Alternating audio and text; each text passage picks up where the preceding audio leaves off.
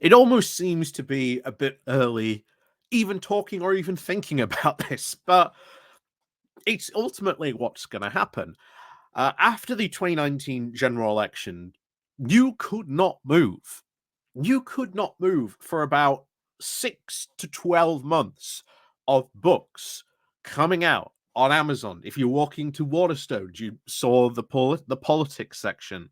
You could not move for the amount of books, blog articles, etc., talking about the 2019 loss uh, for Labour and, of course, the collapse of the Red Wall, doing these thorough deep dives into why the Red Wall collapsed. Well, now we are looking at this election in particular, and of course, what are we going to see? First of all, I can predict we are going to get books about the long fall of the Conservative Party. And of course, you can pick whatever date you particularly want. A lot of people would say, "Oh, it was the 2016 referendum." A lot of people say, "No, it was the 2015 referendum. It was the 2015 general election that caused that kickstarted all this." A lot of people go back and maybe even say the stuff since the Brexit years, maybe under Theresa May, etc., etc. Some people may even go as far back, um, maybe as the 1997 general election, that the Conservatives didn't learn their lesson from that. Maybe even going back to the fall of Margaret Thatcher. Because remember, you had, I can't remember which Conservative did it now, but he had, oh, what an endorsement to get, with a cardboard cutout of Margaret Thatcher. So remember, there are still corners that are still obsessed with the fact of, losing Margaret Thatcher back at that time and ditching her.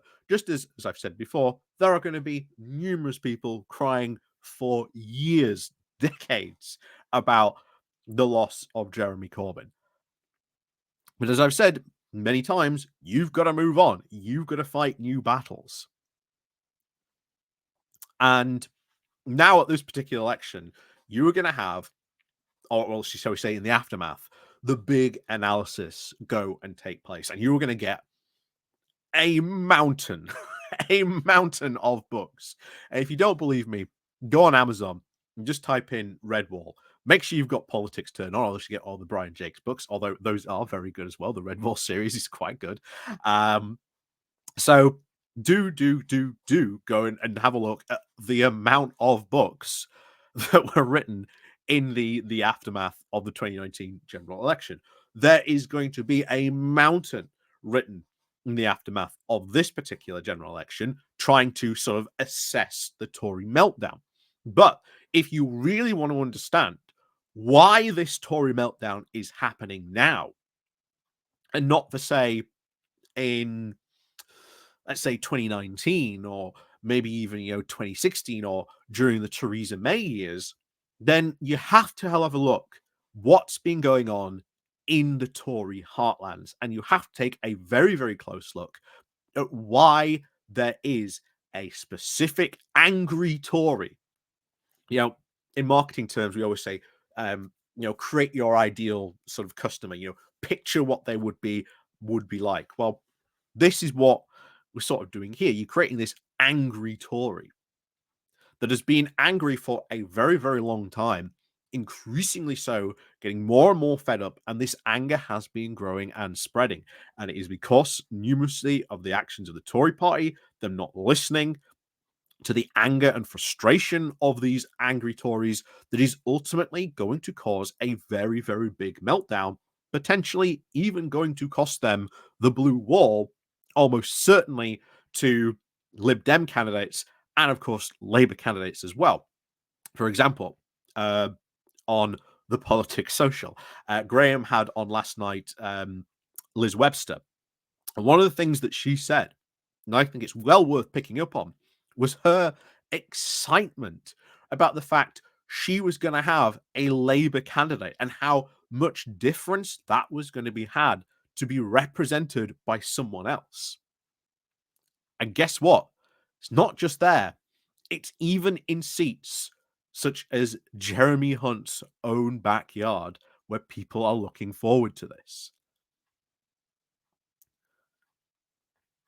So I just want to go over this article in particular. But before we do that, we haven't done our thing. Yes, do remember to click the like, share, and subscribe button. Of course, down below, Patreon page, buy me a coffee link.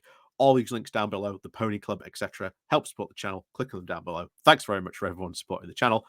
On over to this because I want to go over this because John Harris, really, really good article. He's one of these people who goes out and seeks people out to have a chat with them. He goes out and finds out what's going on here. So he's gone to Surrey, which is, you know, Jeremy Hunt's seat, and it's what it is here.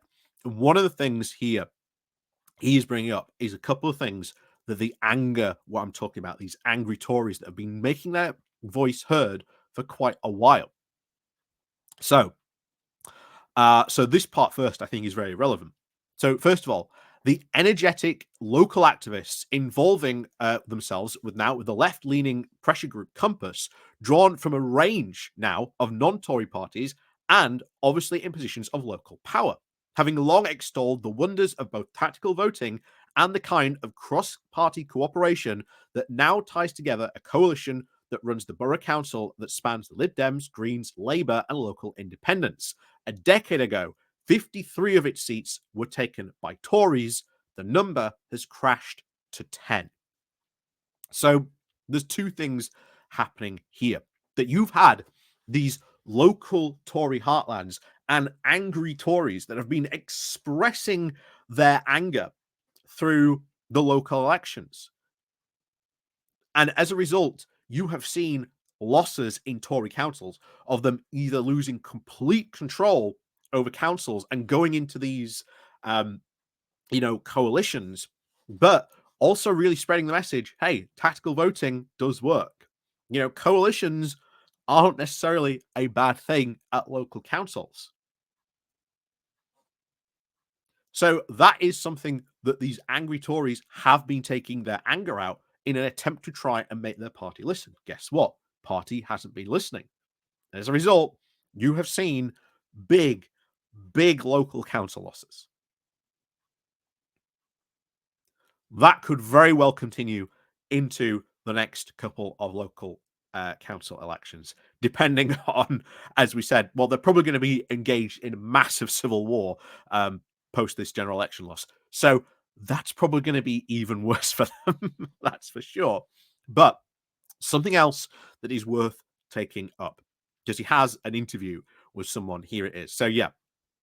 So, outside the local branch of Cafe Nero, everything now seems to become more clearer in the course of just a 15-minute conversation.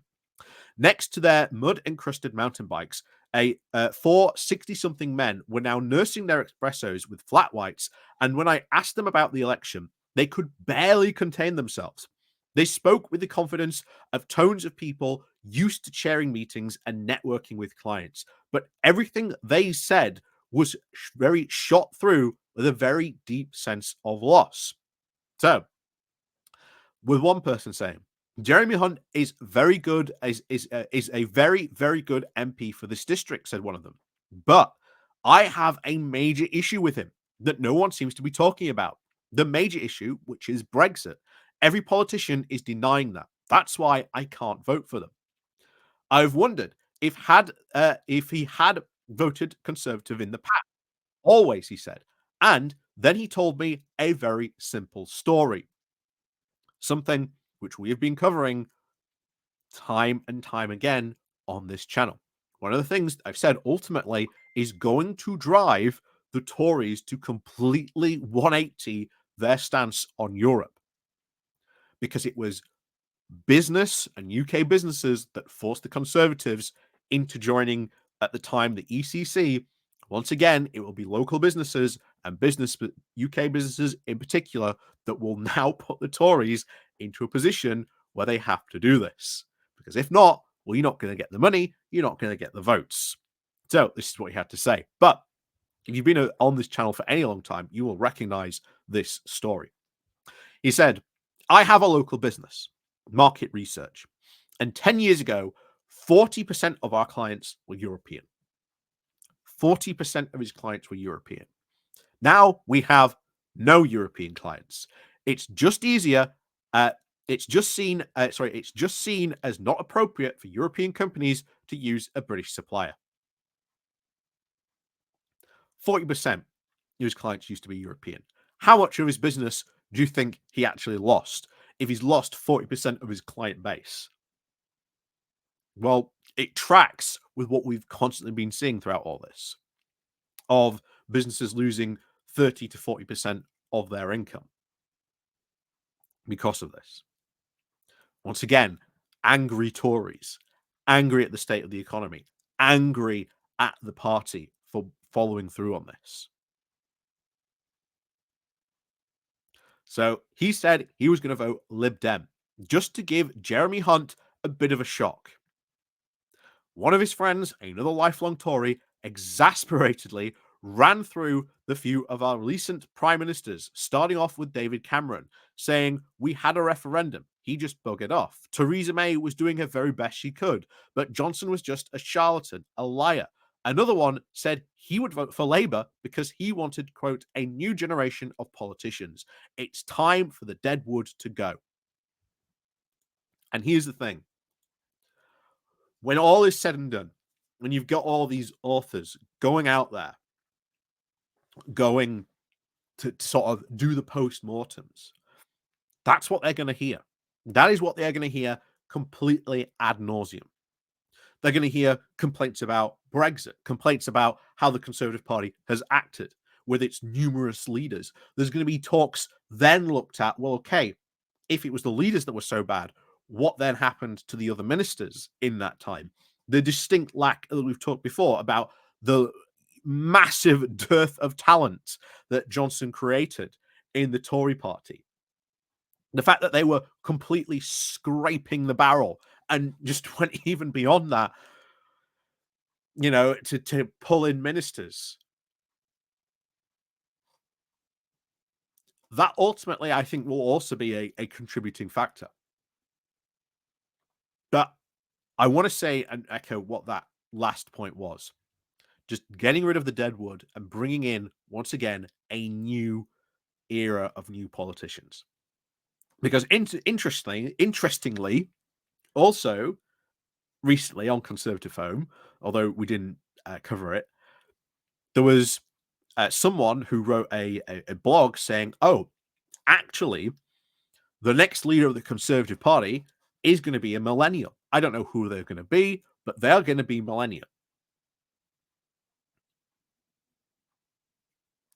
We are, I think, entering into a very transitional age in politics where you are going to see new generations start to enter politics and start to really get what they have been asking for years to be done.